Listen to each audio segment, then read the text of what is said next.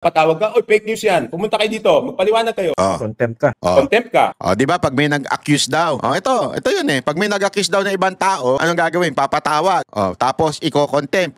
Yung mga vlogger yan eh. Ganyan yan eh. Pakinggan nyo. Pero in other words, yung term na ginamit ni Magalong na sinabi nila kahapon, parang pinapalabas lokohan eh, di ba? Di ba? Di ba dati ang tapang nila? Pag yung TRICOM, sinabi mo ng loloko o ano, di ba? Papatawag ka, oy, fake news yan. Pumunta kayo dito, magpaliwanag kayo. Contempt ka. Contempt ka. O ngayon, ba't di na i-contempt? Patawag nila. Kaya nga.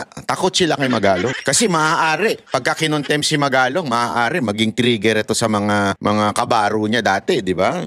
Alam mo naman, meron pa ring hatak yan sa sa mga dati niyang kabaro. So baka mamaya pag ipatawag tapos binanggit yung mga pangalan, alam mo na ito mga mayayabang na mga congressman natin na puro salita lang sa totoo lang. Bakit kayo mayayabang? Pasensya na, huwag kayo magagalit sa akin mga congressman ha. Ang kinakaya-kaya nyo lang yung mga Duterte vlogger.